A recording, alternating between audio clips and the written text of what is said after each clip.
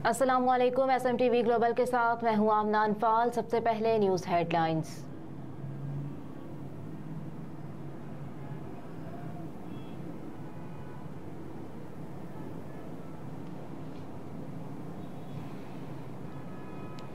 साबिक वज़ीर-ए-आज़म Nawaz Sharif Medina Munawwara पहुँच गए। मुस्लिम लीग नून के कायद और साबिक वज़ीर-ए-आज़म नवाज शरीफ मदीना मुनव्वरा पहुँच गए। रोज़ा रसूल सल्लल्लाहु अलैहि वसल्लम पर हाज़री दी और नवाफिल भी अदा करेंगे। साबिक वज़ीर-ए-आज़म नवाज शरीफ सऊदी अरब से दुबई जाएंगे। दुबई में कुछ दिन क़याम के दौरान वो अहम मुलाकातें करेंगे। नवाज शरीफ का चार्टर्ड तैयारा 21 अक्टूबर को दोपहर 12 बजे लाहौर में लैंड करेगा। तैयारे की लैंडिंग और पार्किंग के हवाले से हुकूमत से राब्ता कर लिया गया। इससे कबल साबिक वज़ीर आज़म नवाज शरीफ ने मक्का मुकरमा में 12 अक्टूबर को उम्रे की सआदत हासिल की थी। हुसैन नवाज भी वालिद के हमरा उम्रा अदा किया, जबकि स्टाफ के कुछ मेंबरान ने भी उम्रा किया।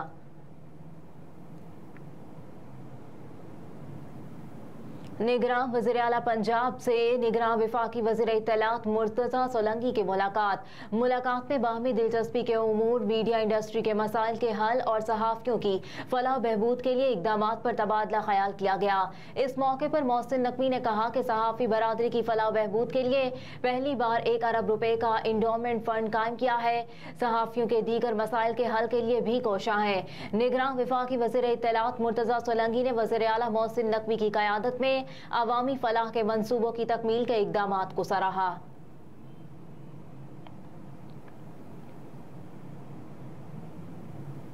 इस्लामाबाद से कराची आने वाली निजी एयरलाइन की परवास में फ़नी खराबी।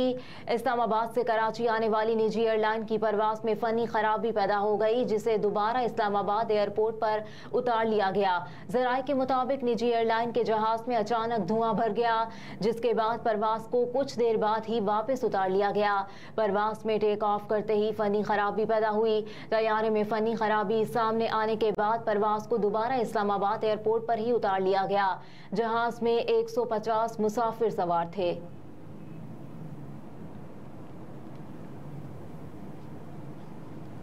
इलेक्शन एक्ट में ताहयात नाअहली के कानून को ख़त्म करने का इकदाम चैलेंज। शहरी मशकूर हुसैन ने नदीम सरवर एडवोकेट की वसातत से लाहौर हाई कोर्ट में दरख्वास्त दायर की, जिसमें इलेक्शन कमीशन, विफाकी हुकूमत समेत दीगर को फरीक बनाया गया है। दरख्वास्त में मौक़िफ़ अपनाया गया है कि इलेक्शन एक्ट में तरमीम करके ताहयात नाअहली की मुद्दत को ख़त्म करके 5 बरस कर दिया गया है। सुप्रीम कोर्ट आइन के आर्टिकल 62 F1 की पहली ही तशरीह कर चुकी है।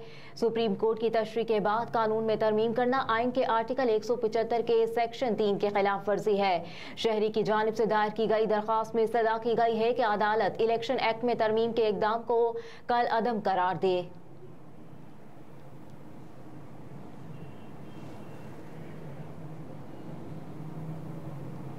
खैबर में गैर कानूनी सिमों का इजरा रोकने के लिए दफ़ा 144 नाफिज। इंतजामिया ने जिला खैबर पख्तूनख्वा में मुतालिका कंपनियों की इजाज़त के बगैर गैर मजाज अफराद के सिम कार्ड्स फरोख्त करने पर पाबंदी आयद कर दी। तमाम गैर मजाज सिम कार्ड्स और रजिस्ट्रेशन में इस्तेमाल होने वाले आलात को सरकारी तहवील में लेकर कानूनी कार्रवाई के हवाले से हिदायत जारी कर दी गई।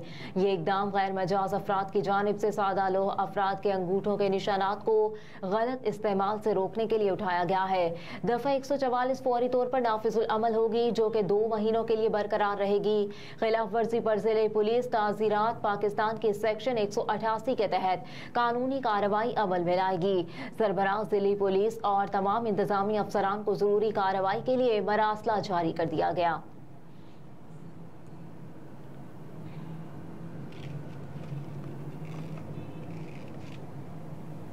इस्राएली हमलों में शहीद फलस्तीनियों की तादाद 2000 के करीब पहुंच गई। गजा से नकल मकानी करने वाले 3 काफिलों पर इस्राएली तैयारों के हमलों में मजीद 70 फलस्तीनी शहीद, जबकि सैकड़ों जख्मी हो गए। मगरबी किनारे में गजा के शहरियों से इजहार यकजहती के लिए किए गए मुजाहरे पर इस्राएली फौज की फायरिंग से 16 फलस्तीनी शहीद हो गए, जबकि गजा पर भी टैंकों से चढ़ाई कर दी गई। गजा में इस्राएली बमबारी के बाद यरगमाल इस्राएलियों की भी लाशें मिलने लगी। दूसरी जानिब यहूदी आबादकारी भी फौज की मौजूदगी में निहत्ते फलस्तीनियों को गोलियां मारने लगे। अरब टीवी ने इसराइली फौज के झूठ का पोल खोल दिया। तहकीकाती रिपोर्ट से साबित कर दिया कि जिन 4 फलस्तीनियों को जंगजू कहकर गोली मारी गई थी वो गैर मुसल्लह थे। लिबनानी सरहद पर भी इसराइली फौज की गोलाबारी और फायरिंग से एक सहाफी जाँ बहक जबकि 6 जख्मी हो गए। लिबनान पर इसराइली हमले के जवाब में लिबनानी मुजाहिमती तंजीम हिजबुल्लाह ने इसराइली फौज के 4 ठिकानों पर फायरिंग कर दी। हमास के हमलों में 1300 इसराइली हलाक हो चुके। उधर इसराइली मीडिया ने हमास के हाथों यरगमाल बच्चों की वीडियो जारी कर दी।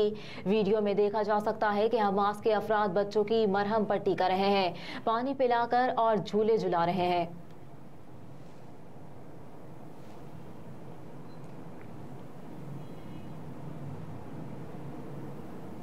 इसराइल की जमीनी फौज टैंकों के साथ गजा में दाखिल हो गई।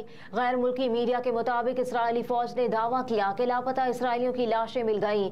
इसराइल की जानिब से गजा में पंफलेट के जरिए शहरियों की 24 घंटे के अंदर अंदर गजा से निकलने की वार्निंग जारी की गई थी। तहम हमास से इसराइली धमकी को मुस्तरद करते हुए गजा छोड़ने से इनकार कर दिया था। उधर अक़वाम मुत्तहिदा ने भी इसराइल की जानिब से गजा के लोगों को दिया गया अल्टीमेटम वापस लेने का मुतालबा कर दिया है। अक़वाम मुत्तहिदा ने कहा कि 24 घंटों के अंदर लाखों लोगों की नकल मकानी एक नए इंसानी बहरान को जन्म दे सकती है। अमरीकी वज़ीर दिफा लॉर्ड ऑस्टिन ने इसराइली वज़ीर दिफा से मुलाकात करते हुए फलस्तीनियों को गजा से निकलने का इसराइली मुतालबा दोहराते हुए कहा, हमास फलस्तीनियों की नुमाइंदा नहीं है। दूसरी जानिब गजा पर जारी इसराइली बमबारी में 550 बच्चों समेत अब तक 1843 फलस्तीनी शहीद हो चुके हैं, जबकि 7500 फलस्तीनी जख्मी हो गए। मगरबी किनारे में इसराइली फौज और आबादकारों की फायरिंग से 8 फलस्तीनी शहीद हो गए। इसराइल पर हमास के हमलों में हलाक होने वाले इसराइलियों की तादाद 1300 से ज्यादा हो गई। इसराइली फौज की जानिब से लिबनान में प्रेस की गाड़ी पर मिसाइल हमले में बरतानवी खबरसा एजेंसी का कैमरामैन शहीद हो गया, जबकि अरब टीवी की खातून रिपोर्टर समेत 5 सहाफी जख्मी हो गए। लिबनान में हिजबुल्लाह ने इसराइली फौज के हमले के बाद जवाबी कार्रवाई करते हुए 4 इसराइली चौकियों को निशाना बनाया।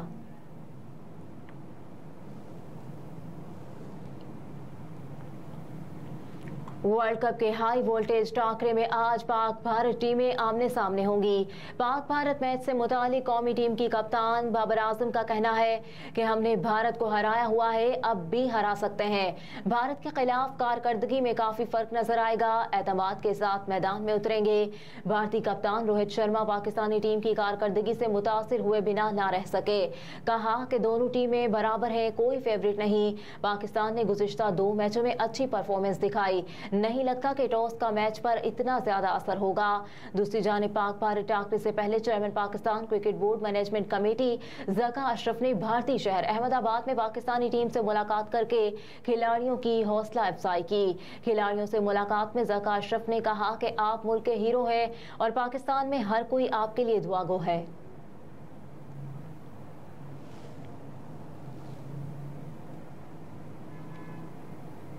पाकिस्तान मुआशी बहाली के सफर पर गामजन शरह नमू 3.5% तक बेहतर हो गई।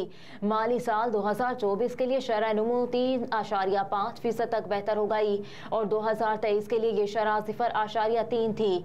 अगस्त 2023 तक पावर जनरेशन में 14%, डीजल सेल में 11% और पेट्रोल सेल में 8% से ज्यादा इजाफा देखने में आया, जबकि सितंबर 2023 में पाकिस्तान की बरामदात 1.15% से 2.40 बिलियन डॉलर तक पहुंच चुकी हैं। पाकिस्तान पेट्रोलियम लिमिटेड की शरह नमू में 42% का रिकॉर्ड इजाफा देखने में आया। मुल्क में काटन की पैदावार 72% और गंदम की पैदावार 28 मिलियन टन तक पहुंच चुकी, जबकि चावल की पैदावार 9 मिलियन टन पहुंचने के इम्कानात हैं। सितंबर में तिजारती खसारे में 48.2% तक कमी आई है और 2 माह में डॉलर की कीमत में 50 रुपए से ज्यादा कमी हुई। इसके अलावा पाकिस्तान IMF, बैनुल अक़वामी तरक्याती बैंक और वर्ल्ड बैंक से मजमूई तौर पर 1.4 अरब डॉलर लेगा।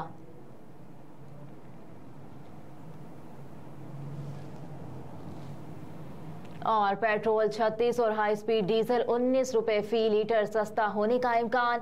पेट्रोल की एक्स रिफाइनरी कीमत 36 रुपए कमी से 206 रुपए फी लीटर हो गई, जबकि डीजल की एक्स रिफाइनरी कीमत भी 19 रुपए कम होकर 233 रुपए हो गई है।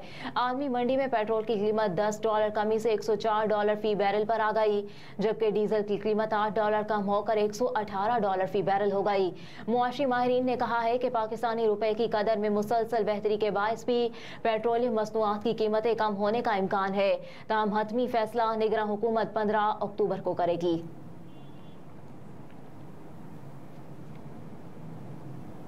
हेडलाइंस आप जान चुके, इसके साथ ही न्यूज़ स्टूडियो से फिल वक्त इतना ही। आप देखते रहिए SMTV ग्लोबल।